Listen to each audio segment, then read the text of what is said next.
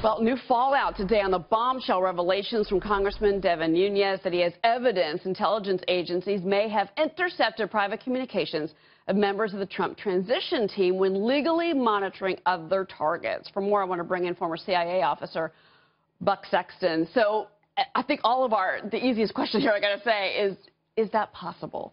Does it make sense what he's saying, that it was just routine legal monitoring and some Trump team officials were picked up as a sidebar? Well, I think we have to take the chairman of the House Select Committee on Intelligence at his word when he says he has information suggesting exactly that. He talked about this as incidental collection. People have been discussing that as well. It is possible that someone who's not necessarily the target of intelligence collection could be caught in collection. That's very important to look at, though, here, and this is what I think the House is going to have to deal with. How much of this information will be made public? Will they verify more of this?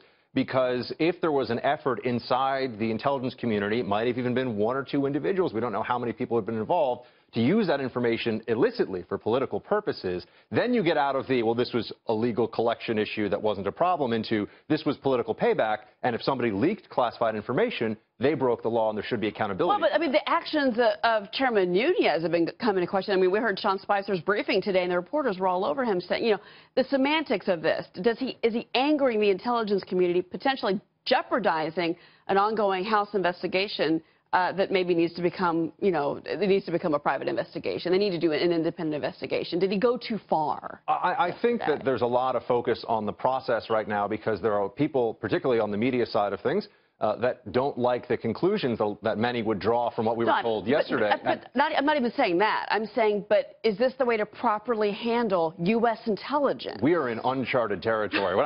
We never were sitting around at the CIA saying, well, I wonder if people in the media are going to be able to piece together that the President of the United States is part of some collusion with Russia to overturn a U.S. election. That never happened before. This is completely new. I mean, in terms of the processes here, I don't really know. I don't think anybody, quite honestly, knows what the perfect steps are when you're dealing with a narrative that's meant to undermine the White House in its entirety. It's meant to make the president seem like he's an illegitimate president. And along the way, there are going to be those who push back because we've already seen leaks that are intended to hurt this administration and hurt the president. Now we have somebody whose job is intelligence oversight coming out and saying, we have information that suggests that there may have been foul play against the administration, as opposed to the administration doing bad things with regard to Russia. So we keep being told that there's going to be a revelation here, that there'll be a moment of recognition that all Americans can have as to what happened with regard to Russia, the collusion, and the election. And then when we get more information and it's anti-Trump, we're told, or rather it's favorable to Trump, we're told that there's some process problem. I even had people saying, well, what Nunes did yesterday,